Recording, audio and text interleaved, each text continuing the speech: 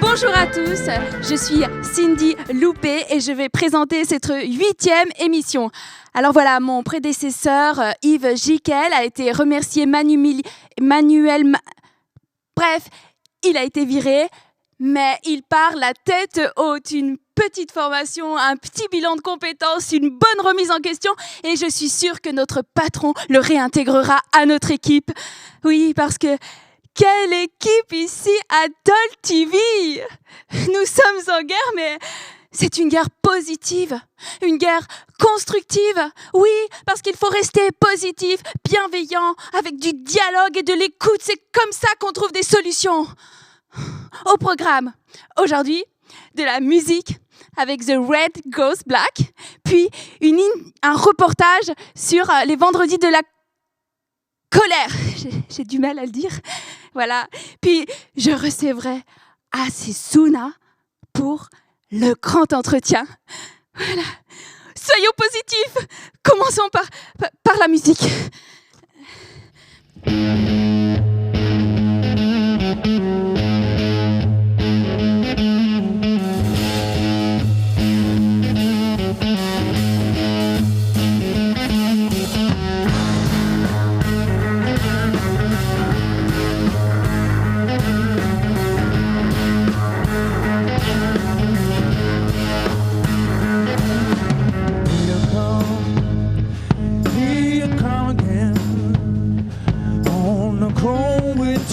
Day in the pouring rain, I wait for you. You were not gone, and I know that you'll never leave me alone. I should have learned to live without you, but I'm always attracted by your shades of blue. Back again, sweet little girl.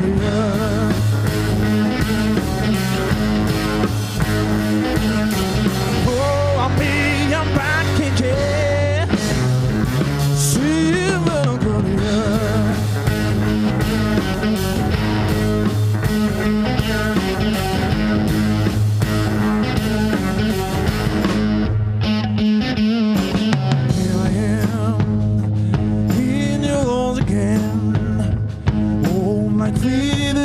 As strong as I won't change. All I see, time will slow down. Oh, until I don't feel anything around. Like a need to find you captured me. I know I've got to strong, don't you break free. Yeah. Back again, sweet little girl.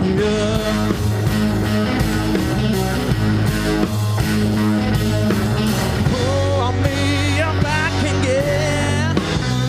Oh, sweet little girl.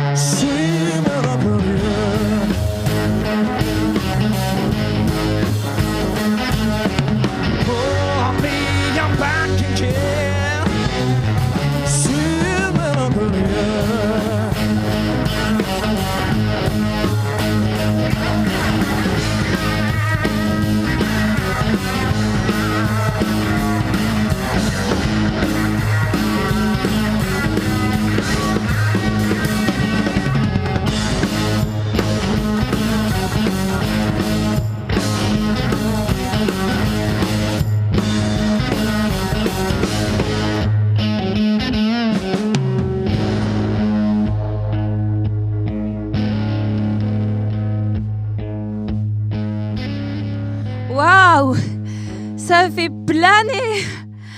Alors maintenant, on va voir un reportage sur les vendredis de la colère dans toute la France. Les gens, ils ont tapé sur des fly cases, les boîtes noires qui roulent. Ils étaient nombreux. Même à Vannes, ils ont trouvé des fly cases pour taper dessus. Voilà. Reportage. Reportage.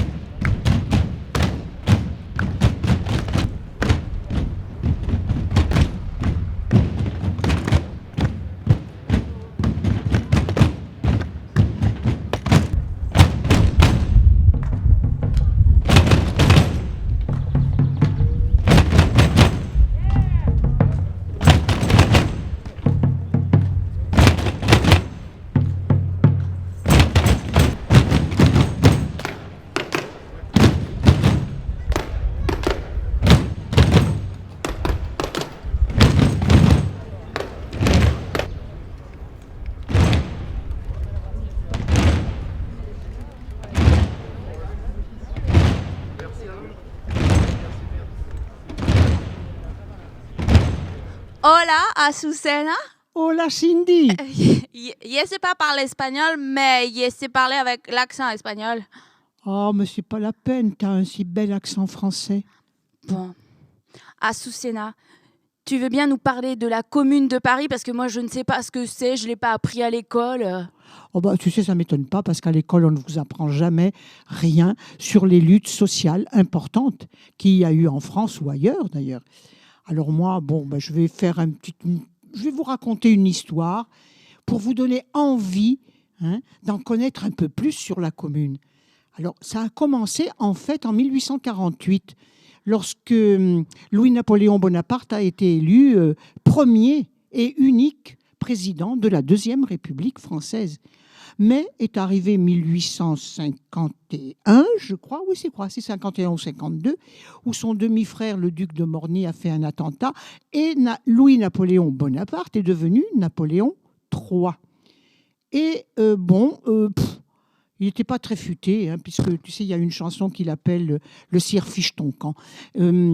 Et donc, lui, il a commis une grave erreur. C'est qu'en 1864, il y a eu une rencontre internationale de travailleurs à Londres et il a autorisé quelques Français à aller à Londres pour représenter la France à cette conférence internationale de travailleurs. Bon, c'était en 1864 à Londres, à St. Martin's Hall. Et là, il y a eu l'adoption de la première internationale, l'Association internationale des travailleurs de tendance. La chanson, l'internationale, la chanson? Ah non, pas tout de suite. Ah, attends, ne va pas si vite. D'accord. En 1864, ils ont adopté la première internationale, qui était l'internationale anarchiste. Il y en a eu une deuxième qui était l'internationale socialiste, puis une troisième, l'internationale communiste, et puis une quatrième, l'internationale trotskiste. Et moi, comme tu sais que je suis un peu écolo aussi sur les bords, j'aimerais bien que la prochaine, ça soit l'internationale écologiste. Alors, ah ouais, ça c'est une super idée. Oui, c'est pour ça que je te le dis, Cindy. Mais c'était qui contre qui la Commune? Alors attends, on va pas si vite. Après, qu'est-ce qu'il y a eu? Napoléon III a déclaré la guerre à la Prusse en 1870. Comme il n'avait pas une armée tellement terrible, le général Bazaine a capitulé à Sedan le 2 septembre 1870. Et le 4 septembre 1870, la Troisième République a été proclamée. Mais c'était une république de capitulars, puisqu'ils ont cédé devant les Prussiens. Et même Thiers, qui était le chef du gouvernement, qui sentait que les choses n'allaient pas déjà très bien à Paris, a transporté le gouvernement à Versailles. Mais les Prussiens ont occupé Paris ont occupé Versailles. Et d'ailleurs, à Versailles, dans la Galerie des Glaces, a été proclamé l'Empire allemand, avec Guillaume comme empereur. Bon, et après ça, donc il y a eu le siège de Paris, où le peuple était affamé, où il n'en pouvait plus, et est arrivé un jour, le 18 mars, où le peuple a entendu dire qu'on voulait enlever les canons qui étaient à Montmartre, qui étaient les canons de la garde nationale, lesquels avaient été payés par l'argent du peuple. Alors, qu'est-ce qu'ils ont fait ? Ils sont montés à Montmartre, au champ polonais, et là, ils ont trouvé la troupe, commandée par les généraux Lecomte et Clément Thomas. Les deux généraux ont demandé à la troupe de tirer sur le peuple, mais comme c'était une troupe de conscription, qui étaient des gens du peuple, ils n'ont pas voulu tirer sur leurs frères. Alors, ils ont mis la crosse en l'air. Alors là, tu vois, ça a été sensationnel. Quoi. Alors, ça, c'était beau. Ils n'ont pas tiré. Voilà, ils n'ont pas tiré. Les généraux Lecomte et Thomas ont été arrêtés. Louise Michel, qui était là, qui avait harangué la foule, la troupe, pardon, excuse-moi, je ne sais plus ce que je dis, et ils sont tous descendus à l'hôtel de ville, et dans la foulée, les deux généraux ont été fusillés. Oh. Et d'ailleurs, à son procès, on a reproché à Louise Michel et elle a dit non. Moi, j'aurais refusé de voter pour leur exécution parce qu'ils avaient été arrêtés, donc il fallait les juger. Bon, la commune a éclaté. Les élections à la commune ont eu lieu le 28 mars. La commune a été proclamée. Et ils ont voté une série de décrets qu'on voudrait encore aujourd'hui pouvoir les utiliser, parce que l'école gratuite de filles et garçons, le travail de nuit supprimé, la laïcité. La laïcité est vachement important. La séparation de l'Église et de l'État, le moratoire des loyers. Et elle n'a duré que 72 jours. Et les Versaillais, bien évidemment, c'était Thiers et compagnie. Ils ne pouvaient pas supporter ça. Ce peuple en armes qui s'autogouvernait, en fait, qui n'avait pas besoin de cette troisième république de capitulats. Parce que le palais de Chaillot, là-haut, vous voyez là, cette espèce de carton-pâte qu'il y a là-haut, en haut de la commune, en haut de Montmartre, ça n'a été rien qu'une chose, ça a été le temple expiatoire contre les communards. Alors, ils ont été massacrés dans le sang, et ça a été horrible. Ils ont été fusillés, ils ont été massacrés au cimetière du Père-Lachaise. Il y a le mur des fédérés, là. Il faut y aller pour voir ça, quoi, parce que c'est notre mémoire ouvrière. C'est la dernière révolution populaire qui a eu lieu en France. La dernière révolution populaire.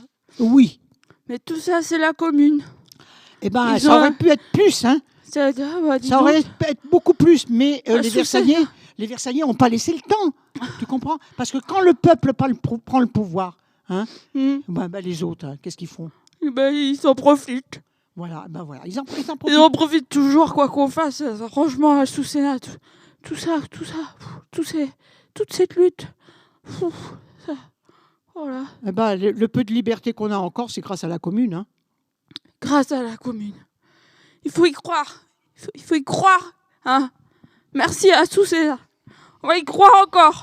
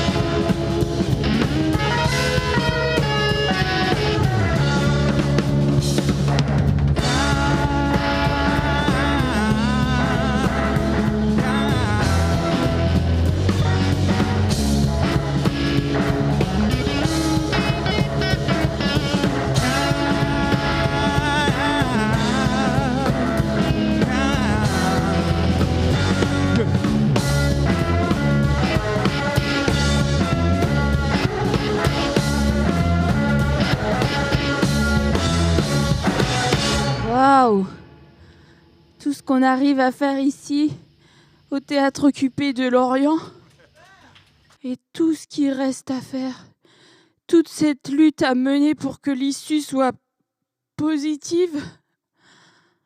Vous savez, le suicide, c'est une réalité chez les étudiants, les artistes, les soignants, les enseignants et même chez les gendarmes. Alors ouais, il y a toujours de la lumière au bout du tunnel. Ma grand-mère me dit que c'est juste un mauvais moment à passer, mais moi j'ai pas la patience. Je sais pas me mettre en colère.